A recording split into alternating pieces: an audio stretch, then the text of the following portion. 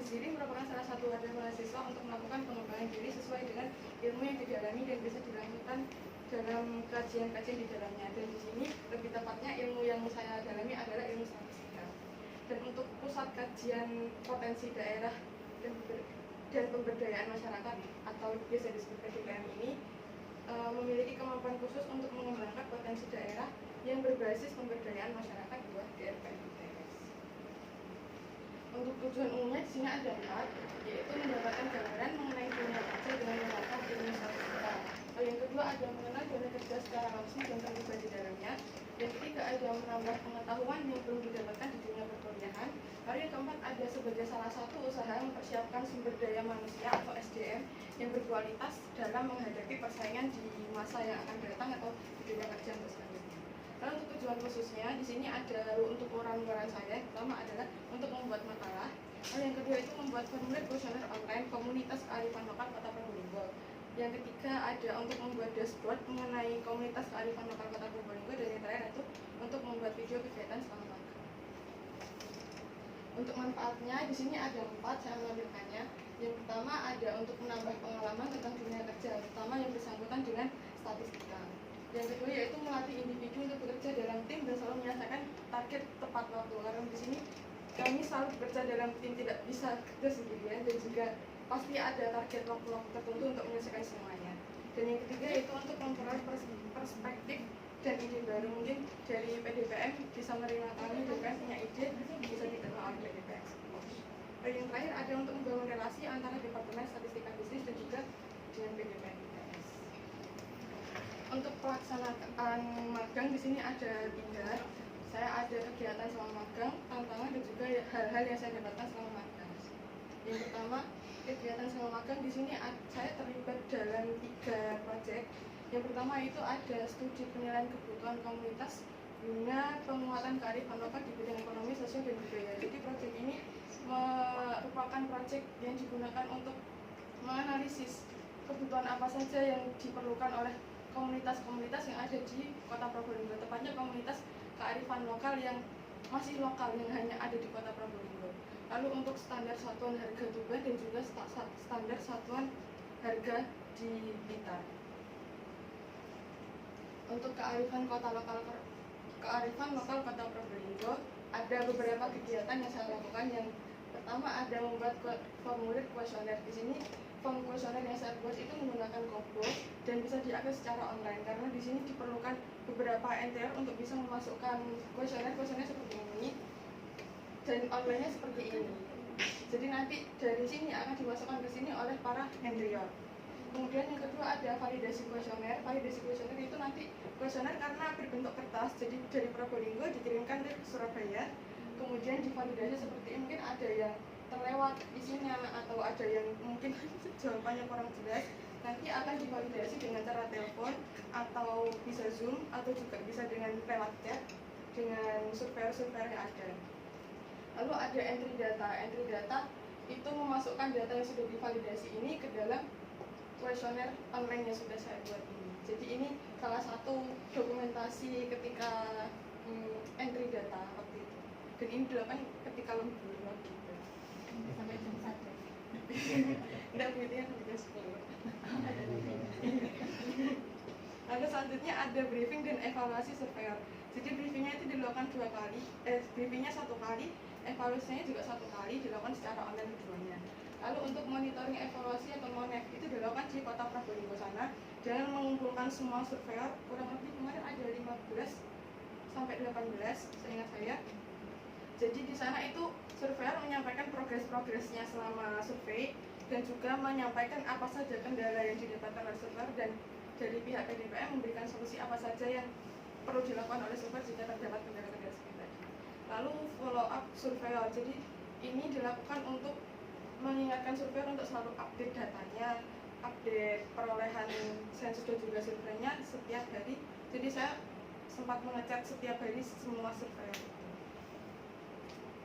Lalu untuk kearifan lokal Kota Probolinggo selanjutnya ada rekap, sensus, dan survei. Jadi rekap ini karena ini ada 2 kegiatan, yaitu sensus dan survei. Jadi sensusnya itu dilakukan ke semua RT yang ada di Kota Probolinggo, sedangkan surveinya dilakukan ke komunitas kearifan lokal di Kota Probolinggo. Untuk sensusnya itu direkap seperti ini. Jadi nanti yang sudah tercatat RT-nya akan tercentang dan juga nanti akan jumlahnya terkumulatif. Sedangkan yang untuk survei seperti ini akan dihitung berdasarkan perolehan interior, surveyor, validator, kemudian berdasarkan jenis kearifan lokal, serta berdasarkan kelompok dan juga subkelompoknya nanti. Nah, kemudian untuk pengambilan data dari OPD ini dilakukan di Bapeda pada tanggal 4 April untuk melakukan pengecekan ulang apakah komunitas itu sudah disurvei atau belum. Lalu untuk selanjutnya ada diskusi klasifikasi komunitas. Untuk klasifikasi komunitas ini ada dibagi menjadi ada bidang kearifan lokal, kelompok dan juga subkelompok.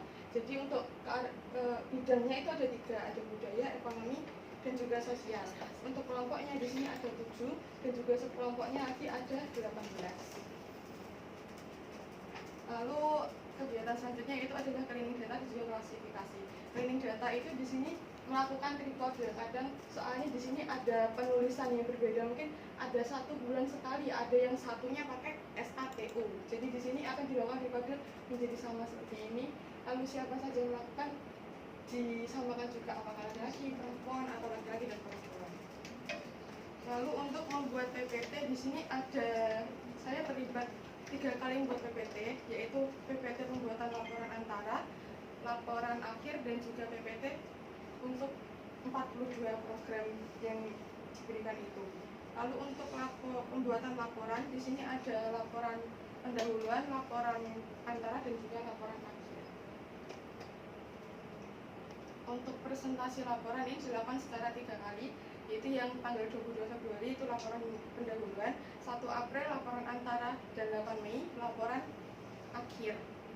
Jadi ini presentasi dilakukan pada OPD mengenai konsep, progres, dan juga akhir dari sensus dan survei komunitas kearifan lokal.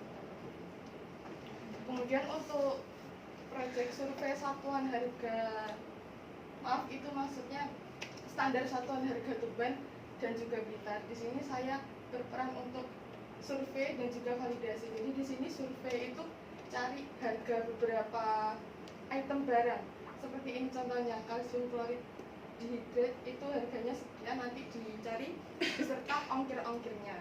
Kemudian untuk validasi itu dicek apakah jenis item barangnya sudah sama, spesifikasinya apakah sudah sama, harga barangnya juga nanti akan dibandingkan dengan harga acuan yang sudah dibuat dan apakah dia sudah di dalam range yang sudah ditentukan, yaitu selisihnya adalah minus 10 sampai dengan 20% dari harga acuan yang sudah ada. Ini harga acuannya. Ini. Gitu. Selanjutnya untuk tantangan yang saya hadapi dalam magang ini, yang pertama itu harus menyesuaikan waktu dengan surveyor, karena untuk validasi itu kalau siang surveyor jalan survei. Saya juga di sini kadang bisa validasi tapi surveyornya tidak bisa. Biasanya kadang malam. Lalu untuk menanggapi sifat surveyor yang bermacam-macam. Soalnya kadang ada yang mudah diajak untuk kerjasama, tapi ada yang bersulit diajak kerjasama, ada yang slow respon, dan masih banyak lainnya. Lalu rutin melakukan rekap dan juga teliti. Untuk rekap itu setiap hari dilakukan, kadang saya kayak menjadwalkan rekap itu setiap jam 8 malam. Jadi setiap jam 8 sama jam 8 malam dan jam 8 pagi. Jadi ada sensus sama survei, jadi saya 2 kali rekap. Lalu untuk melakukan rekode dari kuesioner terbuka itu sebetulnya sulit karena tadi banyak alasan-alasan dari pertanyaan, kayak seperti kenapa kok ini lebih cenderung ke komunitas kearifan sosial, itu pasti ada alasan dan panjang, itu direkode semua. Lalu untuk mengklasifikasikan komunitas, karena terjadi beberapa kali perombakan kelompok. Tadi kan ada 7 kelompok, sebelumnya tidak 7 kelompok, jadi saya merubah lagi. Sebenarnya tidak 18 subkelompok, jadi merubah lagi seperti itu. Lalu untuk yang SSH tadi, banyak harga yang tidak sesuai karena sebagai validator harus survei ulang, jadi tidak hanya validasi tapi survei ulang.